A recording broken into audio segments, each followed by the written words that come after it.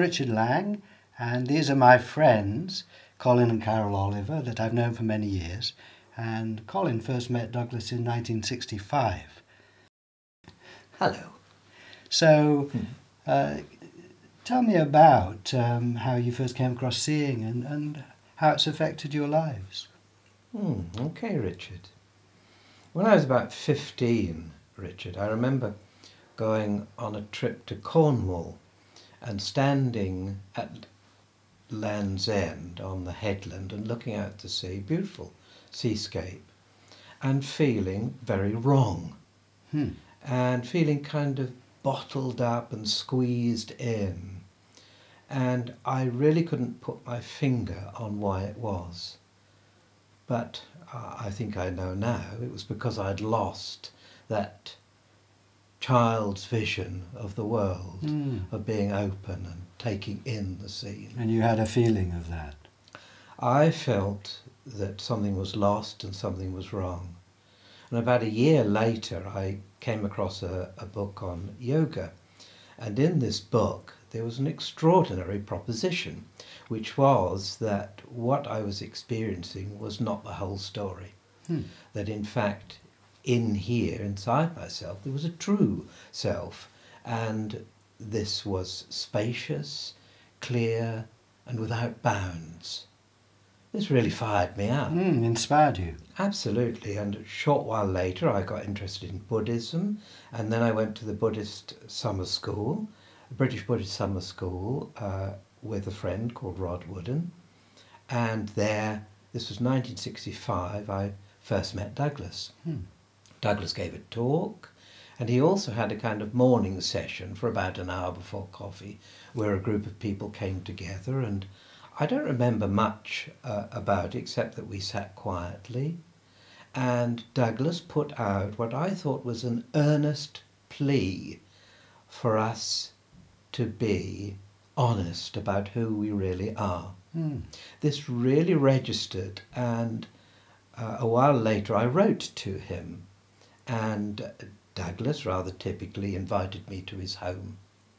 And that was in 1967 in January, and with enormous generosity really.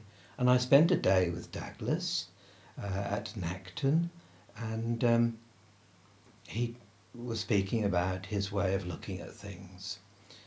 Then he had to go off on an errand, and he left me, and it was the late afternoon, and it was quiet. The birds were settling down in the laurels, and I sat there just kind of still and quiet, and I did this.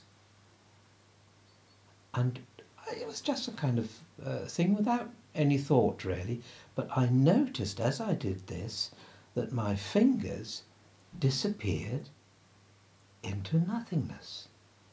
I followed my fingers in, and there was this great spaciousness, boundless, open to the world.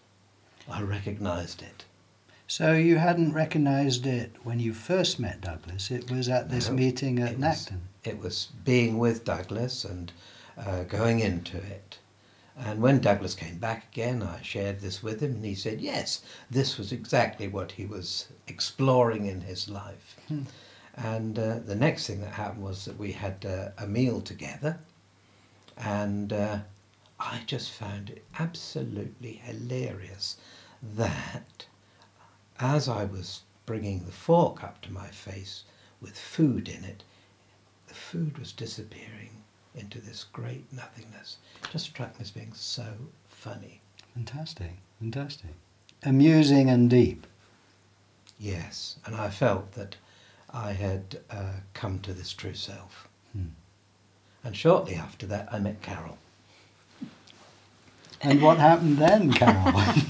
Well, Richard, we met at university, and I had really no great interest in who I was, looking for who I was in spiritual matters. I was really keen on social change, politics. I've been involved with socialism all my life, and I was, I suppose, fairly intellectual in a sense that I wanted answers and I was very questioning. And meeting Colin and hearing about this very strange subject, but very intriguing. And obviously it meant a huge amount to Colin. It meant such a great deal to him, meeting Douglas and taking the point. And it intrigued you? Absolutely intrigued me, and I wanted to share it. That was the main thing. I wanted to be with Colin, and I wanted to share this. I wanted to be on the same wavelength as him. And we talked and talked, and I think we even did some pointing, and I just couldn't get it.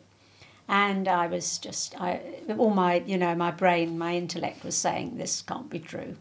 What on earth is he going on about? What's he going on about? I've got a head here. Yeah, I'm in it. I couldn't get it. And I think we talked one evening for several hours, way into the night. And I was becoming quite exhausted at this point. And I think about 2 or 4 in the morning, something clicked. And I said, oh, I see. But it can't be that simple. You looked in the mirror. You saw your face in the mirror. I did look in the mirror, yes. But there was no face where and you were. And the eyes looking back at me. Yes, it was the void here. So a little bit scary, but I couldn't believe the simplicity of it. And then slept on it, as they say, went to bed. The next day, we were living near Greenwich in Blackheath, and next day I went on my own for a walk in Greenwich Park. And the whole world was transformed.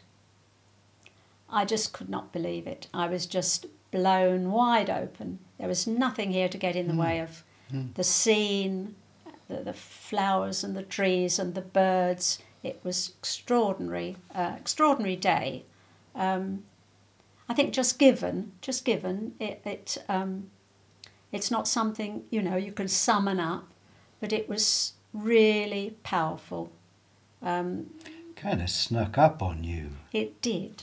Yeah. It did snuck up on me. The significance of it, not at that point, but the experience was overwhelming. So how has this been for both of you to share this? It's over many, many years now. Yeah. Great thing, really, to be together on this. Yeah. One of the things that I discovered fairly early on, Richard, was that with this openness here, things began to happen downstream, if you like, from this central clarity. And I found that my heart was opened. And I think, we get a kind of a battering, don't we, in life.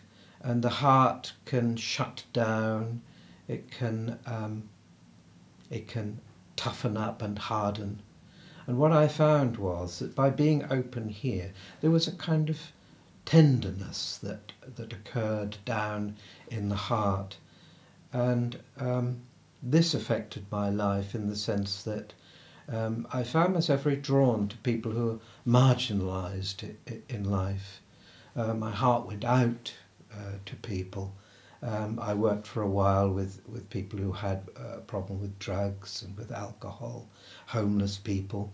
And in more recent times I worked with young people with learning difficulties who also had challenging behaviour in a residential home. And how has seeing affected you in those contexts? Well, I think quite strongly, in the sense that meeting young people who'd had quite dark histories and who had many frustrations in life, there was often a lot of conflict in this residential home, difficulties, and I was drawn into those difficulties and found that in seeing terms I was knocked back to zero, which was exactly the right place to be, not knowing what was going to happen next, coming up quite often with unexpected things, sometimes coming up with very little, a state of just being quiet, non-judgmental, being with them, sometimes being side by side with a lad who was having real problems with emotions and so on, and just sitting there quietly and coming out of the same space. And that had an effect. So it it was wasn't a privilege, actually, Richard, Yeah. working in that way. So it wasn't a matter of actually talking about seeing with them. No. It was being it No. and being them. It was this double thing of having this kind of absolute clarity, being knocked back to being just zero, not having much of a clue really, and having the heart tender, the heart going out to them. And yeah, often it was less is more really, and not sharing it in the sense of talking about it, but just being it with them. And Carol has also, with her work, found seeing really very helpful. Yes, well, after the initial experience, which I knew to be true, absolutely without any question, true but strange, the experience over 44 years has deepened and deepened, and the significance of it. And it's become the underlying baseline of my life, of our lives, and something we can both share, both refer to, both relate to, measure things by. It's just the drone and that accompanies our life, sometimes in a very expansive way and sometimes in a very quiet way. But I also found it of huge practical help, Richard. Huge practical help. I trained in my later years to become a counsellor, a psychotherapist, and found that there was no more useful way I could be with people than to not be there and to just be wide open, be face to no face with them, to be open and see what happened. And that was the best way, not have an agenda.